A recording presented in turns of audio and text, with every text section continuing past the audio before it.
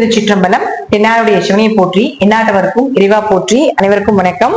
நாம் இப்போ கன்னி ராசிக்குண்டான ஜூலை மாத பலன்களை பத்தி நம்ம பார்க்கலாம். அதற்கு முன்னாடி நம்மளுடைய சேனலை சப்ஸ்கிரைப் பண்ணிக்கோங்க. கன்னி ராசி கண்டச்சினி காலகட்டங்கள் என கடந்த 1.5 வருஷமா கேது ரொம்ப படாத பாடு படுத்திருக்கு உங்களுக்கு. இப்போ கண்டச்சினி 2.5 வருட காலங்கள் உங்களுக்கு நடக்குது. பயப்பட வேண்டிய அவசியங்கள் இல்லை. சனியினுடைய பார்வையோ சனியினுடைய சேர்க்கையோ நமக்கு அனுபவங்களை வாரி வாரி விளங்கி ஒரு நல்ல மனிதராக நம்மளை உருவாக்கும். அனுபவமே இறைவன் அப்படின்னு சொல்லக்கூடிய அளவுக்கு இந்த சனி பகவானே நமக்கு கொடுப்பார் அப்படிங்கறத முற்றிலும் உண்மை. கணவன் மனைவிக்குள்ள பார்ட்னருக்குள்ள இதெல்லாம் கொஞ்சம் கவனமா இருந்துக்கோங்க. தேவையில்லாத பேச்சினால பிரச்சனைகள் வரும் அப்படிங்கறதுனால கொஞ்சம் அதையும் கடந்து போறப்போ வரக்கூடிய பாதி பிரச்சனைகள் உங்களுக்கு நிவர்த்தி ஆகும் அப்படிங்கறத உண்மை. அடுத்து உங்களுடைய ராசி அதிபதி, உங்களை ஆளக்கூடிய கிரகம் அப்படின்னு சொல்லக்கூடியவர் யாருன்னா புதன் தான். இந்த புதன் அப்படின்னு சொல்லக்கூடியவர் உங்களுடைய ராசிக்கு 11ஆம் வீட்டுல இருக்கிறார். அப்போ ராசி அதிபதி லக்னாதிபதி 11இல் இருந்தால் லாபஸ்தானத்தில் இருக்கும்போது லாபங்கள் பெருகும். எப்படி இந்த மாசம் அதீத லாபத்தை எடுப்பதற்குண்டான வாய்ப்புகள் உண்டு. ஏன்னா அவர் 10ஆம் அதிபதி தொழில் ஸ்தானாதிபதி. அப்ப அவர் லாபஸ்தானத்துல இருக்கும்போது நீங்க செய்கின்ற தொழில கண்டிப்பாக லாபத்தை கொடுத்தே தீரணும் அப்படிங்கறத விதிக்கப்பட்டதே. அதே போல பாருங்க, இந்த 18ஆம் தேதிக்கு மேல புதன் உங்களுக்கு வக்ரம் வேற ஆகிறார். அப்ப வக்ரம்னா ஸ்பீடுன்னு அர்த்தம். இன்னும் கொஞ்சம் அதிவேகமாக செயல்படுவீங்க, இன்னும் கொஞ்சம் அதிகமா லாபம் எடுக்கணும் அப்படிங்கிற எண்ணங்கள் வரும். ஒருவேளை உங்க ஜாதகத்துல புதன் வக்ரமாக இருந்தால் கண்டிப்பாக நான் சொல்வதை விட இன்னும் இரட்டிப்பு மடங்கான லாபத்தையும் கூட கொடுக்கறதுக்கு வாய்ப்புகள் உண்டு. உங்க ஜாதகத்துல புதன் வக்கரமாக இல்லை அப்படின்னா கொஞ்சம் மீடியமா கொண்டு போறதுக்குண்டான வாய்ப்புகள் உண்டு. புதன் வக்கரமாகிறது 18ஆம் தேதி, வக்ர நிவர்த்தி ஆகிறது ஆகஸ்ட் மாதம் 11ஆம் தேதி. அப்ப ஆகஸ்ட் மாதம் 11ஆம் தேதி வரைக்கும் கொஞ்சம் உங்க ஜாதகத்துல புதன் வக்கரமாக இருந்தால் காசு பணம் அடுத்த ஸ்டேஜுக்கு உண்டான விஷயங்கள் தொழில் லாபம் இது எல்லாமே இன்னும் அடுத்தடுத்து அதிகப்படுத்தி கொண்டே போறதுக்குண்டான வாய்ப்பையும் இந்த புதன் ஏற்படுத்தி கொடுப்பார். அடுத்தது சுக்கிரன். சுக்கிரன் யார் உங்களுக்கு 2 மற்றும் 9ஆம் அதிபதி. இந்த 2 மற்றும் 9ஆம் அதிபதியான சுக்கிரன் 9ஆம் வீட்டிலே பலமா இருக்கிறார். அருமையான அமைப்பு. பூர்வீக சொத்து, தந்தை மூலமாக உதவிகள் கிடைப்பது, நல்ல குரு அமைஞ்சு வர்றது, நிறைய தீர்த்த யாத்திரை போறது, உயர்கல்வி படிப்பதற்கு வெளிநாடு வெளியூர் போறதுக்கு உண்டான வாய்ப்புகள். 9ஆம் இடம் அப்படிங்கிறது பாத்துட்டீங்கன்னா முழுக்க தந்தை ஸ்தானம். தந்தைக்கு உங்களுக்கு என்ன பிரச்சனைகளாக இருந்தாலும் இப்ப அது விலகிறது. அதே போல அவரே 2 குடையவராக இருக்கிறதுனால காசு ஒண்ணு சொத்து சேர்க்கை ஏற்படுறது, பொருளாதார வளர்ச்சி, உங்க பேச்சுக்கு ஒரு நல்ல மரியாதை, உங்க பேச்சை கேட்டு இல்லாத நடக்கிறது, இதெல்லாம் ஏற்படுத்தி கொடுப்பாரு இந்த ஒரு மாசம். 9ஆம் அதிபதி 9ல இருந்தா கொஞ்சம் ஆன்மீக வழிபாடு அதிகமா செஞ்சீங்கன்னா கடவுளே உங்க கூட இருந்து எல்லாமே செய்து கொடுப்பார் அப்படிங்கறத முற்றிலும் உண்மை. அடுத்தது செவ்வாய். செவ்வாயை பொறுத்த வரைக்கும் பாத்தீங்கன்னா 3 மற்றும் 8ஆம் அதிபதி. இந்த 3 மற்றும் 8ஆம் அதிபதி போய் மறைறது ஒரு யோகம். மறைவு ஸ்தானாதிபதி மறைந்தால் கெட்டவன் கெட்டால் கிட்டிடும் ராஜயோகம் அப்படின்னு நம்ம சொல்லுவோம்.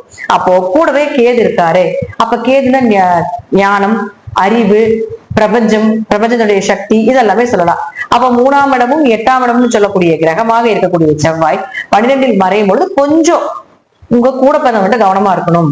மனைவி வழி கணவர் வழி உறவுகள்ல கொஞ்சம் சண்டை சச்சரவுகள் அல்லது ஏதாவது மருத்துவ செலவுகள் அல்லது அவர்களுக்கு ஏதாவது ஒரு மனக்கசப்புகள் இதெல்லாம் ஏற்படுறதுக்குண்டான வாய்ப்பை ஏற்படுத்தி கொடுக்கணும்.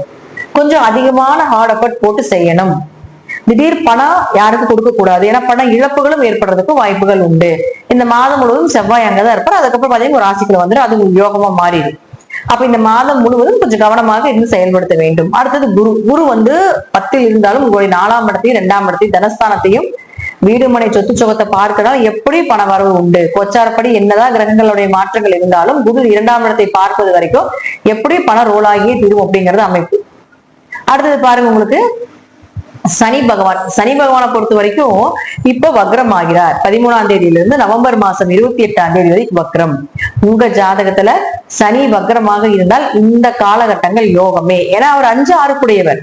குழந்தை, குலதெய்வம், கடன், நோய் எல்லாத்தையுமே சனிதான் வாங்கியிருக்காரு. சனி வக்ர பேச்சு நம்ம தனியா ஒரு பதிவு போடுவோம்.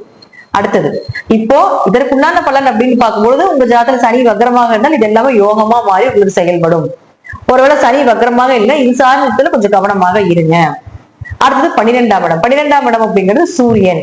சூரியன் அப்படிங்கிறது வெளிநாடு வெளியூர் பயணங்கள், தீர்த்த யாத்திரை போறது, கொஞ்சம் பயணங்கள் அதிகமாகிறது, உடம்பு வலி வர்றது, அதீத தூக்கத்தை கொடுக்கறது, இதெல்லாமே அயன சயன போக ஸ்தானம் இல்லையா 12ஆம் இடங்கிறது.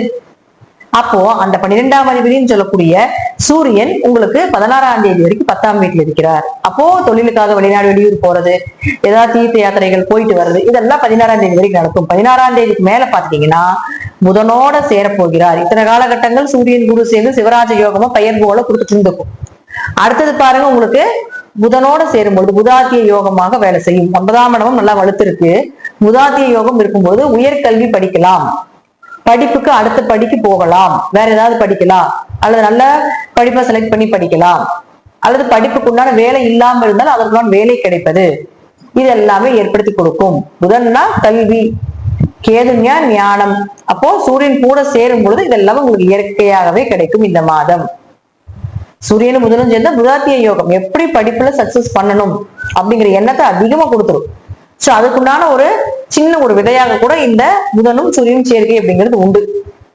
இந்த மாதம் வெளிநாடு வெளியூர் பயணங்கள் எல்லாமே உண்டு. தைரியமாக இருக்கலாம். இதெல்லாமே உங்க ஜாதகத்துல நான் சொல்லக்கூடிய கருத்துக்கள் தசாபுத்திப்படி சிறிது மாறுபடலாம். நன்றி. மீண்டும் ஒரு நல்ல பதிவில் சந்திக்கலாம். அதே போல கன்னிராசிக்கு ஒரு 50-60% யோகமான காலகட்டங்களே அப்படிங்கறதையும் நான் உறுதிப்படுத்திக்கிறேன். திருச்சிற்றம்பலம், தில்லையம்பலம், ஸ்ரீ நரசிம்மத்துடியிலே சரணம்.